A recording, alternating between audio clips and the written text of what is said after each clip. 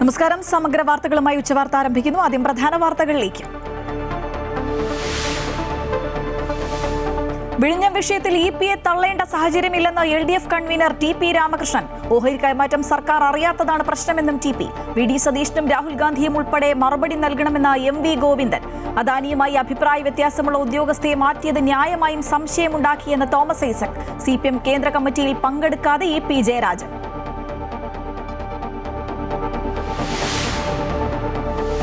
മുഖ്യമന്ത്രിയുടെ ഓഫീസിൽ സംഘപരിവാർ നേതാക്കൾ കയറിയിറങ്ങുന്നു എന്ന ആരോപണവുമായി മുഹമ്മദ് റിയാസ് MLA. പ്ലീഡർ നിയമനങ്ങളിൽ വിമർശനം. എതിർപ്പുമായി സമസ്തയിൽ. മന്ത്രി KA തുളസിയുടെ ഡ്രൈവറായി മുണ്ടൂരിലെ DYFI നേതാവ് നിതിനെ നിയമിച്ചതിൽ യൂത്ത് കോൺഗ്രസിൽ പ്രതിഷേധം. ഇങ്ങനെ പോയാൽ മന്ത്രിമാരെ തെരുവിൽ തടയുമെന്ന് പാലക്കാട് ജില്ലാ സെക്രട്ടറി സതീഷ് തിരുവാരത്തു.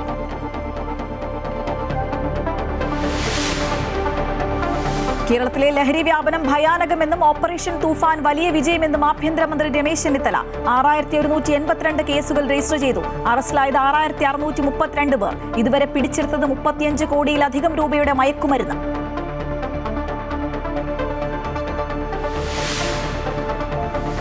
ശബരിമല തന്ത്രി സ്ഥാനമൊഴിയാൻ തന്ത്രി കണ്ഠരര് രാജീവര്. ദേവസ്വം ബോർഡിന് കത്ത് നൽകി. സന്നദ്ധത അറിയിച്ചത് സ്വർണ്ണക്കൊള്ളക്കേസിൽ പ്രതിയായതിനു പിന്നാലെ.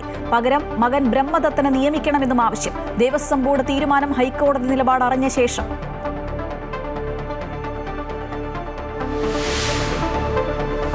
വയനാട് കള്ളാടി മണ്ണിടിച്ചിൽ ദുരന്തത്തിൽ മരിച്ചവരുടെ ആശ്രിതർക്ക് 5 ലക്ഷം രൂപ ധനസഹായം അനുവദിച്ച സർക്കാർ.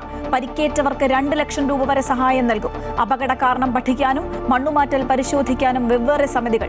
കാണാതായ വിക്രം റാണയ്ക്കായി തെരച്ചിൽ തുടരുന്നു.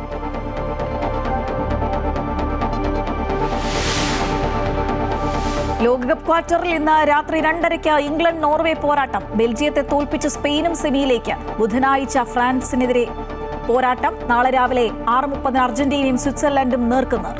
വിഴിഞ്ഞം വിഷയത്തിലെ ഉൾപോരിനിടെ CPM കേന്ദ്ര കമ്മിറ്റി യോഗം ഡൽഹിയിൽ ആരംഭിച്ചു. തെരഞ്ഞെടുപ്പ് അവലോകനമാണ് പ്രധാന അജണ്ടയെങ്കിലും സംസ്ഥാന ഘടകത്തിലെ അഭിപ്രായ വ്യത്യാസവും യോഗം ചർച്ച ചെയ്യും. അതേസമയം EP ജയരാജൻ കേന്ദ്ര കമ്മിറ്റിയിൽ പങ്കെടുക്കില്ല എന്ന് അറിയിച്ചിട്ടുണ്ട്. വിഴിഞ്ഞം വിഷയത്തിൽ പാർട്ടിക്കുള്ളിൽ അഭിപ്രായ വ്യത്യാസം ഇല്ലെന്നായിരുന്നു സംസ്ഥാന സെക്രട്ടറി MV ഗോവിന്ദന്റെ പ്രതികരണം. വിഴിഞ്ഞം വിഷയത്തിൽ പാർട്ടിയിൽ 2 നിലപാടില്ലെന്നും EP ജയരാജന്റെ പ്രതികരണം താൻ കണ്ടിട്ടില്ലെന്നും LDF കൺവീനർ TP രാമകൃഷ്ണനും പ്രതികരിച്ചു.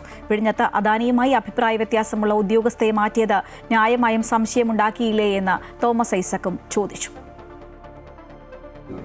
CPIM ഒറ്റ അഭിപ്രായം മാത്രമേ ഉള്ളൂ.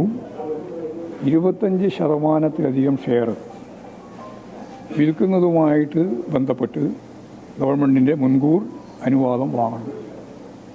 അനുവാദം വാങ്ങാതെ CBIയെ സമീപിച്ചത് എന്തടിസ്ഥാനത്തിലാണ്? അതിന് മറുപടി പറയാൻ രാഹുൽ ഗാന്ധിക്ക് ഉൾപ്പെടെ ഉത്തരവാദിത്തമുണ്ട്. ഞാൻ വളരെ വ്യക്തതയോടുകൂടി ചൂണ്ടിക്കാണിച്ചതാണ്. ഈ പ്രശ്നം യഥാർത്ഥത്തിൽ മംഗലാപുരം സ്പെഷ്യൽ പ്ലെയിൻ യാത്ര ഉൾപ്പെടെയുള്ള അദാനിയുടെ ഏറ്റവും പ്രധാനപ്പെട്ട വക്താക്കളോടൊപ്പം ചേർന്ന് പോയത് ഉൾപ്പെടെയുള്ള കാര്യങ്ങളിൽ ഇന്നേ വരെ മറുപടി പറഞ്ഞിട്ടില്ല. വിഴിഞ്ഞം പ്രശ്നത്തിൽ CPMനകത്ത് 2 അഭിപ്രായത്തിൻ്റെ പ്രശ്നമില്ല. CPMനകത്ത് ഏകകണ്ഠമായ അഭിപ്രായമാണ് വിഴിഞ്ഞം പ്രശ്നത്തിലുള്ളത്. വിഴിഞ്ഞം ഈ കേരളത്തിൻ്റെ പുരോഗതിക്ക് നിർണായകമായ പങ്ക് വഹിക്കുന്ന ഒരു സ്ഥാപനമാണ്. അത് പൊതുമേഖലയുടെ പൊതു നിയന്ത്രണത്തിനകത്ത് നിലനിർത്തണം എന്നുള്ളതാണ്. അതിന് വ്യത്യസ്തമായ ചില സമീപനങ്ങൾ ഗവൺമെൻറ് വന്നപ്പോൾ ആ ഗവൺമെൻറ് നിലപാടിനെയാണ് CPM വിമർശിച്ചിരിക്കുന്നത്. പാർട്ടിക്കുള്ളിൽ 2 അഭിപ്രായമില്ല, ഒരു സംശയമില്ല. പക്ഷെ ഇത് വളരെ സങ്കീർണമായിട്ടുള്ള ഒരു വിഷയമാണ്. ഒന്ന്, വിഴിഞ്ഞം തുറമുഖം കേരളത്തിൻ്റെ വികസനത്തിന് പ്രധാനപ്പെട്ടതാണ്. അത് മുന്നോട്ട് കൊണ്ടുപോകണം. അതോടൊപ്പം തന്നെ ഇന്ന് അദാനിക്ക് ഓഹരി കൈമാറ്റം നടത്തണം. അതിൻ്റെ ഫലമായിട്ട് 13,000 കോടി രൂപ അവർക്ക് കിട്ടുന്നു. അതിന് കേരള സർക്കാരിൻ്റെ അനുവാദം കൂടിയേ തീരൂ. കൂടുതൽ വിവരങ്ങളുമായി ജിഷ്ണു കൃഷ്ണൻ ചേരുകയാണ്. ജിഷ്ണു, പ്രശ്നങ്ങളില്ല എന്ന് ഈ നേതാക്കളൊക്കെ പറയുന്നുണ്ട്. അപ്പോഴും പാർട്ടിക്കുള്ളിലെ ഭിന്നാഭിപ്രായങ്ങൾ മറനീക്കി പുറത്തു വരികയാണ്. 2 പതിറ്റാണ്ടിനിടെ പിണറായിയുടെ നിലപാടിനെ കണ്ണൂർ നേതൃത്വം ചോദ്യം ചെയ്യുമ്പോൾ ഇതിന് വിഴിഞ്ഞം ഒരു കാരണം മാത്രമാണെന്ന് വിലയിരുത്തുന്നവരുമില്ലേ?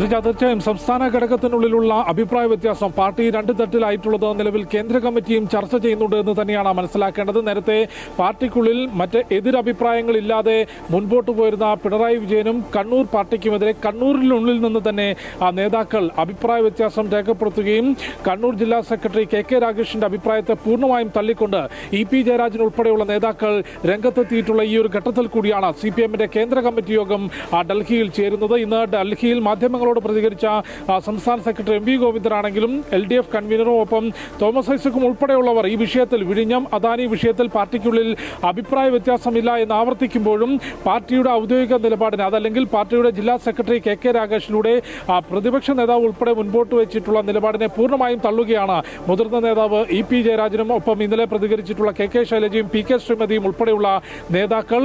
പ്രതിപക്ഷ നേതാവായതിനു ശേഷം മുഖ്യമന്ത്രിക്കെതിരെ നിലവിലെ സർക്കാരിനെതിരെ പിണറായി വിജയൻ ആദ്യമായി ഉയർത്തിക്കൊണ്ടുവന്ന വിഷയങ്ങളിൽ രാഷ്ട്രീയപരമായി ഉയർത്തിയ വിഷയങ്ങളിൽ ഒന്നായിരുന്നു വിഴിഞ്ഞത്ത് അദാനിയുടെ ഇടപെടൽ. ആ ഇടപെടലിൽ അദാനിയുടെ നിലപാടുകളെ ചോദ്യം ചെയ്ത ഉദ്യോഗസ്ഥയെ മാറ്റിയത് ദുരൂഹമാണ് എന്ന നിലപാടായിരുന്നു കണ്ണൂർ ജില്ലാ സെക്രട്ടറി കെ രാഗേഷ് മുൻപോട്ട് വെച്ചത്. അത് തീർത്തും അടിസ്ഥാനരഹിതമായിട്ടുള്ള ആരോപണമാണെന്നും അത്തരം ആരോപണങ്ങളിൽ കഴമ്പില്ല എന്നുള്ള പ്രതികരണമായിരുന്നു ഇ.പി. ജയരാജനുമൊപ്പം P.K. ശ്രീമതിയും കെ ശൈലജയും ഉൾപ്പെടെയുള്ള നേതാക്കൾ നടത്തിയിട്ടുള്ള അത്തരത്തിൽ കണ്ണൂരിലെ ജില്ലാ സെക്രട്ടറിക്കെതിരെ അല്ലെങ്കിൽ നിലവിലെ നേതൃത്വം സ്വീകരിച്ച നിലപാടിനെതിരെ കണ്ണൂരിൽ നിന്നുള്ള നേതാക്കൾ തന്നെ അഭിപ്രായ വ്യത്യാസം ഉന്നയിക്കുന്നു. പ്രത്യേകിച്ച് തെരഞ്ഞെടുപ്പിൽ കനത്ത പരാജയം നേരിട്ടതിന് പിറകെ പാർട്ടിക്കുള്ളിൽ ഇത്തരത്തിലുള്ള അഭിപ്രായ വ്യത്യാസം രൂക്ഷമാവുകയാണ്. 10 വർഷം ഭരണത്തിലിരുന്ന് നടന്ന നിയമസഭാ തെരഞ്ഞെടുപ്പിൽ ഭരണം നഷ്ടപ്പെട്ടു എന്നുള്ളത് മാത്രമല്ല പാർട്ടി കേന്ദ്രങ്ങളിൽ പോലും കനത്ത തിരിച്ചടി CPM-ന് നേരിടേണ്ടി വന്നിരുന്നു. അതുമായി ബന്ധപ്പെട്ട അവലോകന റിപ്പോർട്ട് നിലവിൽ സംസ്ഥാന ഘടകം തയ്യാറാക്കിയിട്ടുണ്ട്. ആ റിപ്പോർട്ട് നേരത്തെ പോളിറ്റ് ബ്യൂറോ പരിശോധിച്ചതാണ്.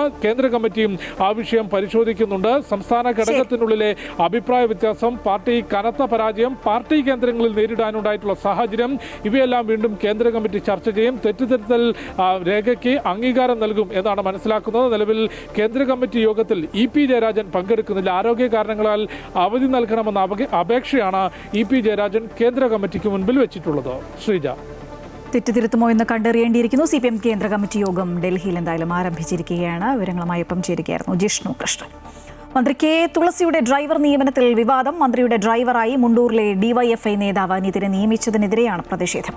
ഇത്തരത്തിലാണ് പേഴ്സണൽ സ്റ്റാഫ് നിയമനമെങ്കിൽ മന്ത്രിമാരെ തെരുവിൽ തടയുമെന്ന് യൂത്ത് കോൺഗ്രസ് പാലക്കാട് ജില്ലാ സെക്രട്ടറി സതീഷ് തിരുവാരത്തൂർ വ്യക്തമാക്കി.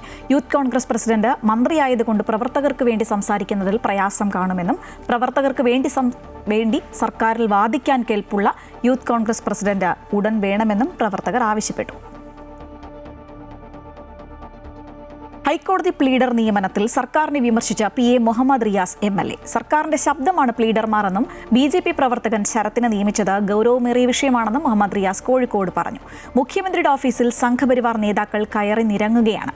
വിഷയത്തിൽ മുഖ്യമന്ത്രി മറുപടി പറയണമെന്നും അദ്ദേഹം കൂട്ടിച്ചേർത്തു. സംസ്ഥാന സർക്കാരിന്റെ ഹൈക്കോടതിയിൽ സ്റ്റാൻഡ് പറയേണ്ട അഭിഭാഷകരെ പ്ലീഡർമാരെ നിയമിച്ച ഉത്തരവ് വന്നു. ഉത്തരവ് 4ാമത്തെ ഉത്തരവാണ്. ആ 4ാം ഉത്തരവ് 31 പേരെയാണ് നിയമിച്ചത്. ആ 31 പേരെന്ന് പറയുമ്പോൾ സീനിയർ പ്ലീഡർമാർ, സ്പെഷ്യൽ പ്ലീഡർമാർ അടങ്ങിയ 31 പേരാണ്. അതിൽ നേരത്തെ ABVP-യുടെ നേതാവും ഇപ്പോൾ BJP-യുടെ സജീവ പ്രവർത്തകനും RSSന്റെ കൊലക്കേസ് ഉൾപ്പെടെ വാദിക്കുന്ന അഭിഭാഷകനുമോടൊപ്പം കേസ് വാദിക്കുകയും ചെയ്യുന്ന ഒരു വ്യക്തിയെ നിയമിച്ചിരിക്കുകയാണ്. ശരത് എന്നാണ് ഈ വ്യക്തിയുടെ പേര്. 2004-2009 കാലഘട്ടത്തിൽ തൃശൂർ ലോ കോളേജിൽ ABVP-യുടെ സജീവ പ്രവർത്തകനാണ്. അന്ന് തൃശൂർ ലോ കോളേജിൽ പഠിച്ച KSU നേതാക്കന്മാർ ഇന്ന് കോൺഗ്രസിന്റെ സമുന്നതരായ നേതാക്കന്മാരായി, UDF-ന്റെ സമുന്നതരായ നേതാക്കന്മാരായി പ്രവർത്തിക്കുന്നുണ്ട്. പ്ലീഡർ നിയമനത്തിൽ പ്രതികരണവുമായി SYS സംസ്ഥാന സെക്രട്ടറി അബ്ദുസമദ് പൂക്കോട്ടൂർ. സംഘപരിവാർ ബന്ധമുള്ള ആളുകളെ ഉന്നത പദവിയിൽ ഇരുത്തുന്നു എന്ന വിമർശനം പല കോണുകളിൽ നിന്ന് ഉയരുന്നുണ്ട് എന്നും ഇക്കാര്യം ചർച്ച ചെയ്യുമെന്നും UDF അറിയിച്ചിട്ടുണ്ടെന്നും അദ്ദേഹം കോഴിക്കോട് പറഞ്ഞു. ചർച്ചയിൽ UDF എന്ത് തീരുമാനമെടുക്കുമെന്ന് നോക്കി പ്രതികരിക്കും. നേരത്തെ വർഗീയതയ്ക്കെതിരെ സന്ധി ചെയ്യില്ല എന്ന ഉറച്ച നിലപാടെടുത്ത ആളാണ് ഇപ്പോൾ മുഖ്യമന്ത്രിയെന്നും അദ്ദേഹം കൂട്ടിച്ചേർത്തു. സ്വാഭാവികമായും ഇത്തരം കാര്യങ്ങളിൽ സംഘപരിവാർ ബന്ധമുള്ള ആളുകളെ ഉന്നത സ്ഥാനങ്ങളിൽ പോസ്റ്റ് ചെയ്യുന്നതിൽ എല്ലാവർക്കും സ്വാഭാവികമായും പ്രതിഷേധം ഉണ്ടാവും. ആ പ്രതിഷേധങ്ങൾ യുക്തമായ രീതിയിൽ അവതരിപ്പിക്കൽ അനിവാര്യമായ കാര്യമാണ്. അതാണ് പത്രങ്ങളിൽ വന്നുകൊണ്ടിരിക്കുന്നതും ഘടകകക്ഷികളിൽ നിന്ന് തന്നെ ചില അഭിപ്രായങ്ങളൊക്കെ രേഖപ്പെട്ട് നമ്മൾ കാണുന്നതും.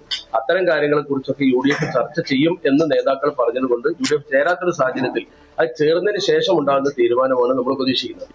ഓരോ വിവാദങ്ങളും മീഡിയകൾ വഴി ഉണ്ടാകുന്നതും ജനങ്ങൾ സൃഷ്ടിക്കുന്നതുമായ പലതും ഉണ്ടാവും. വസ്തുതകൾ എന്താണ് എന്നുള്ളത് അടിസ്ഥാനപരമായി പരിശോധിക്കുമ്പോൾ മാത്രമേ നമുക്ക് ബോധ്യപ്പെടും. ഒരു കാര്യം തീർത്ത് പറയാം, സംഘപരിവാറുമായുള്ള ഈ ഇത്തരത്തിലുള്ള വ്യാപകമായ പ്രചരണം നടക്കുന്ന രീതിയിലുള്ള കാര്യങ്ങളാണ് നടക്കുന്നതെങ്കിൽ ഞാൻ മനസ്സിലാക്കുന്നത് UDF ഗൗരവത്തിലെടുക്കുമെന്നും ചർച്ച ചെയ്യുമെന്നും അതിന് തീരുമാനമുണ്ടാവുമെന്നുമാണ് പ്രതീക്ഷിക്കുന്നത്.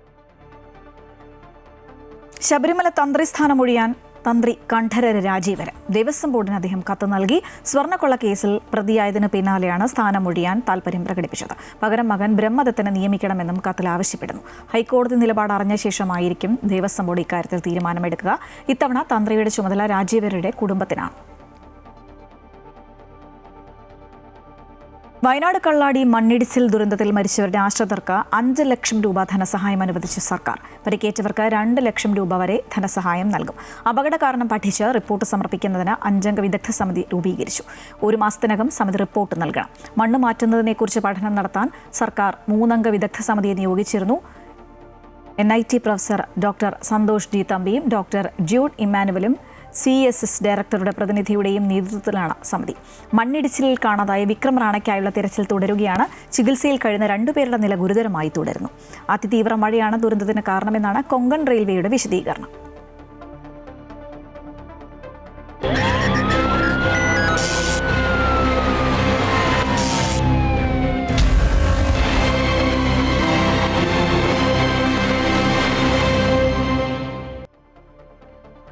ഓപ്പറേഷൻ തൂഫാനിൽ 6182 കേസുകൾ രജിസ്റ്റർ ചെയ്തുവെന്ന് ആഭ്യന്തരമന്ത്രി രമേശ് ചെന്നിത്തല. അറസ്റ്റിലായത് 6632 പേർ.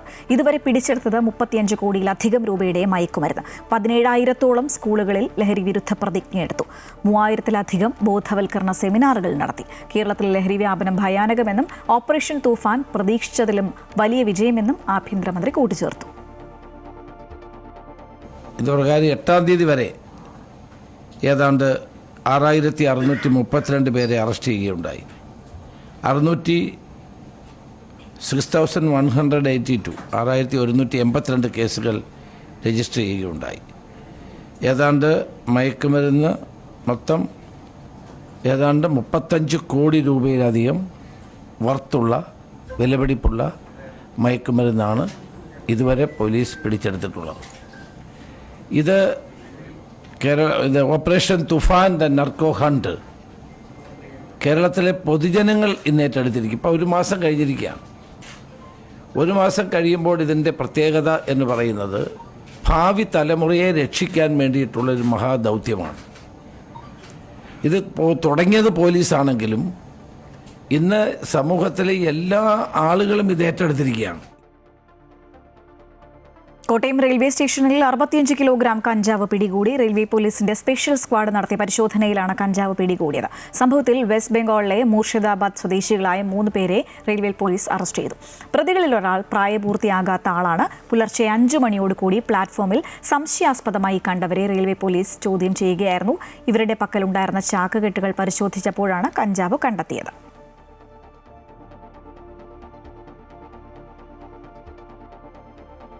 സംസ്ഥാന പോലീസ് സേനയിൽ അടിമുടി നവീകരണം നടത്താൻ ആഭ്യന്തര വകുപ്പ്. ഓഗസ്റ്റ് 15 മുതൽ 64 പ്രധാന സ്റ്റേഷനുകൾ ഒഴികെ SIക്കായിരിക്കും പോലീസ് സ്റ്റേഷൻ ചുമതലയെന്ന് ആഭ്യന്തരമന്ത്രി രമേശ് ചെന്നിത്തല പറഞ്ഞു. CIമാർക്ക് 3-4 സ്റ്റേഷനുകളുടെ മേൽനോട്ട ചുമതലയായിരിക്കും നൽകുക. എല്ലാവർക്കും ജില്ലാതലത്തിൽ പ്രത്യേക പരിശീലനം നൽകുമെന്നും അദ്ദേഹം പറഞ്ഞു. ഒന്ന്, കേരള പോലീസിനെ കൂടുതൽ പീപ്പിൾ ഫ്രണ്ട്ലി ആക്കാൻ തീരുമാനിച്ചിരിക്കുകയാണ്. പോലീസിനെ ജനങ്ങൾ കുറ്റം ചെയ്യാത്തവരാരും പോലീസിനെ പേടിക്കണ്ട. അപ്പോൾ തെറ്റ് ചെയ്യുന്നതും കുറ്റം ചെയ്യുന്നതും നിയമവിരുദ്ധമായ പ്രവർത്തനങ്ങൾ നടത്തിയവർ മാത്രമേ പോലീസിനെ പേടിച്ചാൽ മതി. കേരളത്തിലെ പോലീസ് 15-ാം തീയതി ഓഗസ്റ്റ് 15-ാം തീയതിക്കുള്ളിൽ കേരളത്തിലെ എല്ലാ പോലീസ് സ്റ്റേഷനുകളും വൃത്തിയായി സൂക്ഷിക്കാനുള്ള തീരുമാനം ഞങ്ങൾ എടുത്തിട്ടുണ്ട്. എല്ലാ പോലീസ് സ്റ്റേഷനിൽ ടോട്ടലി മാറ്റം വരുത്തുകയാണ്. നേരത്തെ പോലീസ് സ്റ്റേഷനിലെ SHO എന്ന് പറയുന്നത് CI ആയിരുന്നു. കേരളത്തിലെ 478 പോലീസ് സ്റ്റേഷനുകളിൽ ഇപ്പോൾ സ്റ്റേഷൻ ഹൗസ് ഓഫീസർ എന്ന് പറയുന്നത് CI ആയിരുന്നു. അത് മാറ്റുകയാണ്. കോഴിക്കോട് പെരുവയലിൽ സ്വകാര്യ വില്ലയിൽ പ്രതികളെ പിടികൂടുന്നതിനെത്തിയ പോലീസിന് നേരെ സ്ഫോടക വസ്തു എറിഞ്ഞു. സംഭവത്തിൽ 4 പോലീസുകാർക്ക് പരിക്ക്. പോലീസിന് നേരെ സ്ഫോടക വസ്തുക്കൾ എറിയുകയും തോക്ക് ചൂണ്ടി ഭീഷണിപ്പെടുത്തുകയുമായിരുന്നു. മാവൂർ കുന്നമംഗലം പോലീസ് സ്ഥലത്തെത്തി പ്രതികളെ കീഴ്പ്പെടുത്തി. സംഭവ സമയത്ത് 5 പേരാണ് മുറിയിൽ ഉണ്ടായിരുന്നത്. അതിൽ ഒരാൾ ഓടി രക്ഷപ്പെട്ടു. നേരത്തെ നിരവധി കേസുകളിലെ പ്രതികളാണ് പിടിയിലായ 4 പേര്. സംഭവ സ്ഥലത്ത് പോലീസ് പരിശോധന നടത്തുന്നുണ്ട്. കോഴിക്കോട് റെയിൽവേ പ്ലാറ്റ്ഫോമിൽ തകർന്നു വീണ ക്ലോക്ക് ടവറിന്റെ അപകടാവസ്ഥയിലുള്ള ബാക്കി ഭാഗങ്ങൾ കൂടി പൊളിച്ചു നീക്കി. കെട്ടിട അവശിഷ്ടങ്ങൾ മാറ്റാനുള്ള നടപടികൾ പുരോഗമിക്കുകയാണ്. 3ാമത്തെ പ്ലാറ്റ്ഫോമിലൂടെയുള്ള ഗതാഗതം പുനഃസ്ഥാപിച്ചു. അപകടത്തെക്കുറിച്ച് പഠിക്കാൻ റെയിൽവേ പ്രത്യേക അന്വേഷണ സമിതിയെ നിയോഗിച്ചിട്ടുണ്ട്. മണിക്കൂറുകൾ നീണ്ട പരിശ്രമത്തിനൊടുവിലാണ് ഇന്ന് രാവിലെയോടെ ക്ലോക്ക് ടവറിന്റെ അപകടാവസ്ഥയിലുള്ള ബാക്കി ഭാഗങ്ങൾ കൂടി പൊളിച്ചു നീക്കിയത്. കെട്ടിടാവശിഷ്ടങ്ങൾ പൂർണ്ണമായി മാറ്റി റെയിൽവേ സേഫ്റ്റി വിഭാഗം പരിശോധന നടത്തിയതിനു ശേഷം മാത്രമേ 2ാമത്തെ പ്ലാറ്റ്ഫോമിലൂടെയുള്ള ഗതാഗതം പുനഃസ്ഥാപിക്കൂ. നേരത്തെ അനിശ്ചിതത്വം നിലനിന്നിരുന്നുവെങ്കിലും 3ാമത്തെ പ്ലാറ്റ്ഫോമുകളിലൂടെ ട്രെയിൻ കടന്നുപോകുന്നുണ്ട്. അപകടത്തെക്കുറിച്ച് പഠിക്കാൻ റെയിൽവേ പ്രത്യേക അന്വേഷണ സമിതിയും നിയോഗിച്ചിട്ടുണ്ട്. Senior divisional safety officer Benny വർഗീസിന്റെ നേതൃത്വത്തിലാകും അന്വേഷണം. ചുറ്റും നടക്കുന്ന പൈലിംഗ് ആണ് ക്ലോക്ക് ടവറിന്റെ തകർച്ചയുടെ ഒരു കാരണമെന്നും നിലവിലെ കരാർ കമ്പനിയായ റാങ്കിനെ ടെർമിനേറ്റ് ചെയ്യണമെന്നും MK രാഘവൻ MP പറഞ്ഞു. സ്ഥലം സന്ദർശിച്ച ശേഷം മാധ്യമങ്ങളോട് പ്രതികരിക്കുകയായിരുന്നു അദ്ദേഹം. പൈലിംഗ് നടക്കുമ്പോൾ സത്യം പറഞ്ഞാൽ ഈ നിലവിലുള്ള കെട്ടിടങ്ങൾക്ക് സ്റ്റെബിലിറ്റി ഉറപ്പുവരുത്താൻ ഇവർ ബാധ്യസ്ഥരാണ്. ഇവരൊന്നും ചെയ്തില്ല. അവരെ സംബന്ധിച്ച് ഒരു ഉത്തരവാദിത്വം കാണിച്ചില്ല. അതിന്റെ ഫലമാണ് ഈ ക്ലോക്ക് ടവർ തകരാൻ കാരണമെന്ന് ഞാൻ വിശ്വസിക്കുന്നു. ഇത് നിർബന്ധമായൊരു അന്വേഷണം അനിവാര്യമാണ്. ഈ നിലവിലുള്ള ഈ റാങ്ക് എന്ന് പറയുന്ന കമ്പനിയെ അത് ടെർമിനേറ്റ് ചെയ്യണമെന്ന് ഞാൻ തന്നെ ആവശ്യപ്പെട്ടതാണ് 3 മാസം മുമ്പ് ചേർന്ന യോഗത്തിൽ. കെട്ടിടം അപകടാവസ്ഥയിലെന്ന് 3 മാസം മുൻപ് തന്നെ റിപ്പോർട്ട് ലഭിച്ചിട്ടും വേണ്ട നടപടികൾ സ്വീകരിച്ചില്ലെന്ന് പ്രാഥമിക അന്വേഷണത്തിൽ വ്യക്തമായിരുന്നു. കെട്ടിടത്തിന്റെ താഴെ വരെ 2 സെന്റിമീറ്ററുള്ള വിള്ളലാണ് കണ്ടെത്തിയത്.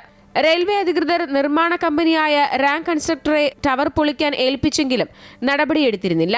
കോഴിക്കോട്ടെ അപകടത്തിന് പിന്നാലെ റെയിൽവേ സ്റ്റേഷനുകളിലെ അപകട സാധ്യതയുള്ള നിർമ്മിതികൾ പരിശോധിക്കണമെന്ന് മനുഷ്യാവകാശ കമ്മീഷൻ നിർദ്ദേശം നൽകിയിട്ടുണ്ട്.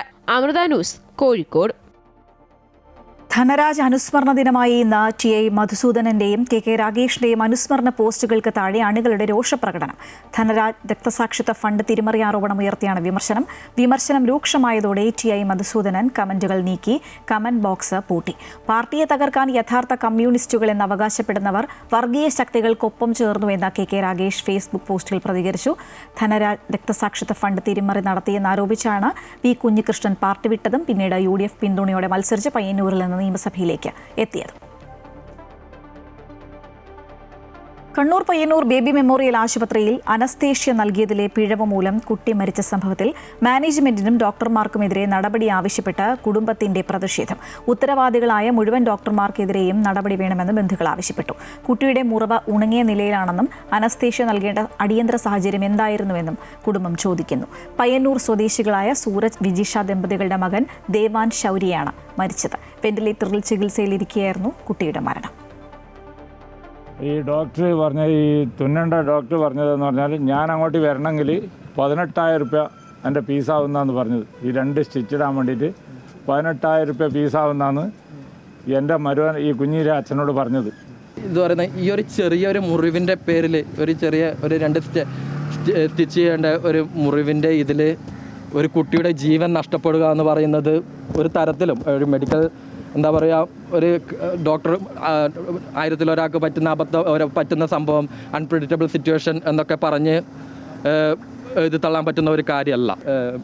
എത്രത്തോളം ലീഗലി മെഡിക്കലി എത്രത്തോളം നമുക്ക് ഇതിനെ ഇത്രയും വലിയ ലോബിയോട് ഫൈറ്റ് ചെയ്യാൻ പറ്റും എന്നുള്ളത് നമുക്കറിയില്ല. എന്തായാലും നമ്മൾ ഇതിൻ്റെ അവസാനം വരെ ഇനി ഒരു കുട്ടിക്ക് ഇങ്ങനെ ഒരു പ്രശ്നം ഉണ്ടാവാതിരിക്കാൻ ഇതിൻ്റെ ഈ കുട്ടിക്ക് നീതി ലഭിക്കുന്നത് വരെ അവസാനം വരെ പോരാടണം തന്നെയാണ് നമ്മൾ.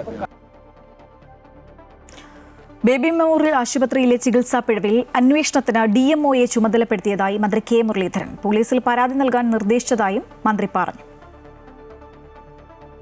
സംഭവിച്ച ശ്രദ്ധയിൽപ്പെട്ടു. അത് മറ്റേ ബേബി മെമ്മോറിയലിലെ കണ്ണൂർ ആശുപത്രിയിലാണ് ഈ രോഗിയെ അഡ്മിറ്റ് ചെയ്ത് ഈ കുട്ടിയെ അഡ്മിറ്റ് ചെയ്ത്. അപ്പോൾ ചുണ്ട് പൊട്ടി അതിൻ്റെ ഒരു സർജറിക്ക് വേണ്ടി കൊണ്ടുവന്നതാണ്.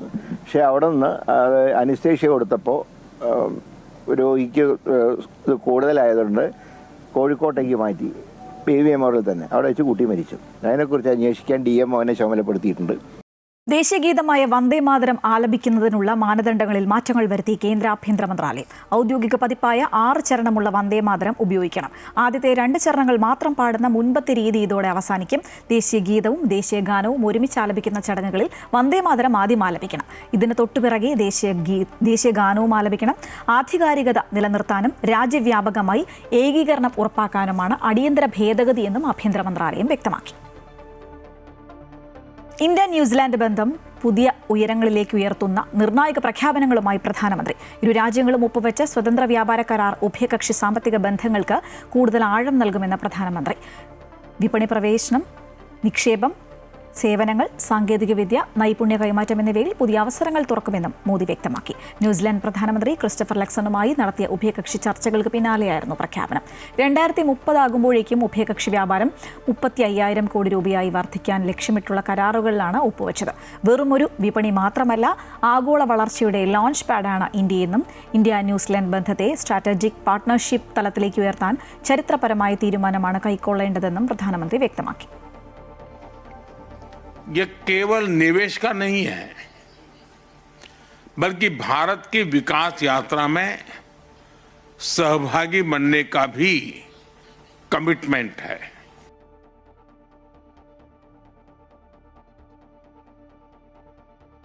മേത്തർ ഈഗിൾസ് FC പന്തോളം സമർപ്പിക്കുന്നത് മേത്തർ ഈഗിൾസ് FC കേരള.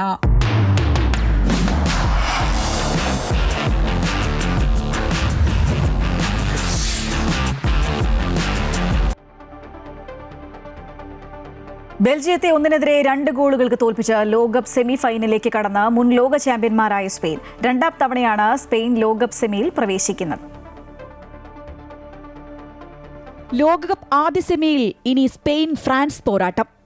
ആദ്യ പകുതിയിൽ ഓരോ ഗോളുകളുമായി സമനില പിടിച്ചതോടെ ലോസ് ആഞ്ചലസിലെ സ്റ്റേഡിയത്തിൽ ആവേശത്തിന്റെയും ആശങ്കയുടെയും നിമിഷങ്ങൾ. 30ാം മിനിറ്റിൽ ഫാബിയൻ റൂയിസിലൂടെ സ്പെയിനായിരുന്നു ആദ്യ ലീഡ്. 10 മിനിറ്റിനുള്ളിൽ ബെൽജിയം തിരിച്ചടിച്ചു. സമനില ഗോൾ ചാൾസ് ഡി കെറ്റ്ലേർ വക. ഈ ലോകകപ്പിൽ തുടർച്ചയായ 6 മത്സരങ്ങളിൽ ഗോളുകൾ വഴങ്ങാത്ത സ്പെയിനിന്റെ പ്രതിരോധ കോട്ടയുടെ ചരിത്രവും ശക്തിയും അങ്ങനെ തകർക്കപ്പെട്ടു. 2022 ഖത്തർ ലോകകപ്പിൽ ജപ്പാന്റെ ആവോ തനാക്കിയോട് ഗോൾ വഴങ്ങിയ ശേഷം ലോകകപ്പിൽ സ്പെയിനും ഗോളി സിമോണും വഴങ്ങുന്ന ഗോൾ. ഒപ്പത്തിനൊപ്പം എത്തി എക്സ്ട്രാ ടൈമിലേക്കും ഷൂട്ടൌട്ടിലേക്കും ഒക്കെ നീളുമെന്ന് കരുതിയ നിമിഷങ്ങളിൽ സ്പെയിനിന്റെ അപ്രതീക്ഷിത മുന്നേറ്റം. പകരക്കാരനായി ഇറങ്ങി 2 മിനിറ്റ് തികയും മുൻപേ സ്പെയിനിനായി വിജയ ഗോൾ നേടി മൈക്കൽ മെറീനോ. പ്രീ ക്വാർട്ടറിൽ സമ്മാനിച്ച വിജയഗോളിന്റെ തുടർച്ചയോടെ മെറീനോ മാസായി. ഇനി ഫ്രാൻസിനെ തകർക്കാൻ ലൂയിസ് ഡീലാഫുവന്റെ മെനയുന്ന തന്ത്രങ്ങൾ എന്തൊക്കെയെന്നറിയാൻ 15-ാം തീയതി വരെ കാക്കണം. Sports desk, Amrita News. ലോകകപ്പ് ക്വാർട്ടറിൽ രാത്രി നോർവേ ഇംഗ്ലണ്ട് പോരാട്ടം. പുലർച്ചെ 2:30 മത്സരം. മുൻ ചാമ്പ്യന്മാരായ ബ്രസീലിനെ തകർത്താണ് ഹാളണ്ടും കൂട്ടരും ക്വാർട്ടറിലെത്തിയത്. അതേസമയം 1966 ലഭിച്ച ഏക ലോകകപ്പ് കിരീടത്തിന്റെ 60ാം വാർഷികത്തിൽ കിരീടമോഹവുമായാണ് ഇംഗ്ലണ്ട് വീണ്ടും കളത്തിലിറങ്ങുന്നത്. നോർവേ ഇംഗ്ലണ്ട് ക്വാർട്ടർ പോരാട്ടവും തീപാറും. മുൻ ലോക ചാമ്പ്യന്മാരായ ബ്രസീലിനെ അട്ടിമറിച്ചാണ് നോർവേയുടെ വരവ്. ആദ്യ മത്സരങ്ങളിലെ അപേക്ഷിച്ച് കൂടുതൽ ഒത്തിണക്കവും മികവും പ്രകടിപ്പിക്കുന്ന നോർവേ മുൻ ലോക ചാമ്പ്യന്മാരായ ഇംഗ്ലണ്ടിന് ശക്തമായ വെല്ലുവിളി ഉയർത്താൻ കരുത്തുള്ളവരാണ്. എർലിംഗ് ഹാളണ്ടാണ് നോർവേയുടെ വജ്രായുധം. കാൽപന്ത് കളിയുടെ തമ്പുരാക്കന്മാരായ ബ്രസീലിനെ കീഴടക്കിയത് ചരിത്രത്തിലേക്കുള്ള വഴിയായിരുന്നു. ലോകകപ്പിന്റെ പ്രീ ക്വാർട്ടർ പോരാട്ടത്തിൽ സാമ്പാ നൃത്തത്തിന്റെ സൗന്ദര്യത്തെ നോർവേക്കാരുടെ വന്യമായ കരുത്ത് കീഴ്പ്പെടുത്തിയപ്പോൾ കണ്ണീരോടെയാണ് ആരാധകർ വേദി വിട്ടത്. എർലിംഗ് ഹാലണ്ട് എന്ന ഗോൾ വേട്ടക്കാരന്റെ ഇരട്ട പ്രഹരത്തിലാണ് 5 തവണത്തെ ലോക ചാമ്പ്യന്മാർ വീണുപോയത്. വീണിടത്ത് നിന്ന് ഉയർത്തെഴുന്നേൽക്കാൻ കാനറികളെ നോർവേ പെടാൻ അനുവദിച്ചില്ല എന്നതായിരുന്നു സത്യം. ഈ വിജയത്തോടെ ബ്രസീലിന് മുമ്പിൽ ഇതുവരെ അടിയറവ് പറയാത്ത ഒരേ ഒരു രാജ്യം നോർവേ മാത്രമെന്നതും ചരിത്രമായി മാറി.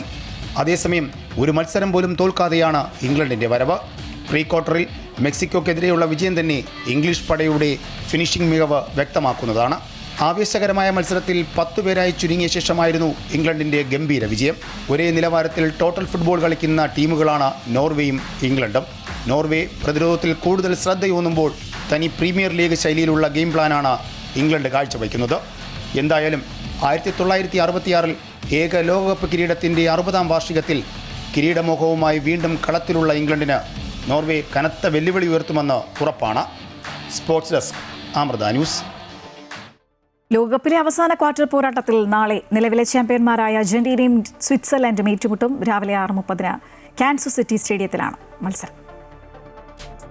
ലാറ്റിൻ അമേരിക്കൻ കരുത്തും യൂറോപ്യൻ അച്ചടക്കവും തമ്മിൽ മാറ്റുരയ്ക്കുന്ന ഈ ക്വാർട്ടർ പോരാട്ടം കടുത്തൊരു യുദ്ധമായിരിക്കും. അഗ്നിപരീക്ഷ നേരിട്ട് ക്വാർട്ടറിലെത്തിയ നിലവിലെ ചാമ്പ്യൻ അർജന്റീനയ്ക്ക് സെമിയിൽ കടക്കുവാനുള്ള ടിക്കറ്റ് നേടിയെടുക്കേണ്ടത് സ്വിറ്റ്സർലാൻഡിൽ നിന്നാണ്. അരങ്ങേറ്റക്കാരായ കേപ്പ് വെർദെയോട് വിറച്ചു ജയിച്ച അർജന്റീന പ്രീ ക്വാർട്ടറിൽ ഈജിപ്തിനെതിരെ 78-ാം മിനിറ്റ് വരെ 2 ഗോളിന് പിന്നിൽ നിന്ന ശേഷം നടത്തിയ ശക്തമായ തിരിച്ചുവരവിലാണ് ക്വാർട്ടർ ഫൈനൽ ഉറപ്പിച്ചത്. ഫോമിൽ മിന്നി നിൽക്കുന്ന മെസ്സി തന്നെയാണ് അർജന്റീനയുടെ പ്രതീക്ഷ. അൾജീരിയ, ഓസ്ട്രിയ, ജോർദാൻ ടീമുകൾക്കെതിരെ ആധികാരിക വിജയങ്ങൾ നേടി ഗ്രൂപ്പ് ചാമ്പ്യന്മാരായെങ്കിലും കേപ്പ് വെർദെയോടും ഈജിപ്തിനോടും ഉയർത്തത് അർജന്റീനൻ ആരാധകരെ ആശങ്കയിലാക്കുന്നുണ്ട്. 8 ഗോളുമായി ഗോൾഡൻ ബൂട്ട് മത്സരത്തിൽ 1-ാം സ്ഥാനത്ത് തുടരുന്ന മെസ്സിയുടെ പ്രകടനത്തിൽ അർജന്റീന വിജയം സ്വപ്നം കാണുകയാണ്. അതേസമയം വ്യക്തിഗത മികവിനേക്കാൾ ടീം ഗെയിമിന് പ്രാധാന്യം നൽകുന്നതാണ് സ്വിസ് ശൈലി. മധ്യനിരയിൽ നിന്നും കളി നിയന്ത്രിക്കുന്നതിലും എതിരാളികൾക്ക് ഒരു ഇഞ്ച് പോലും സ്ഥലം നൽകാതെയുള്ള സമ്മർദ്ദതന്ത്രം നേരിടുന്നതിൽ അർജന്റീന വിയർക്കും. മറുവശത്ത് സ്വിറ്റ്സർലൻഡിന് ഗ്രൂപ്പിലും റൗണ്ട് ഓഫ് 32-ലും അതിശക്തരെ നേരിടേണ്ടി വന്നില്ല എങ്കിലും പ്രീ ക്വാർട്ടറിൽ കിട്ടിയത് കൊളംബിയയായിരുന്നു. പെനാൽറ്റി ഷൂട്ടൌട്ടിലേക്ക് നീണ്ട പോരിൽ ജയിച്ചു കയറിയതോടെ സ്വിറ്റ്സർലൻഡിന് ആത്മവിശ്വാസം ഏറെയായി.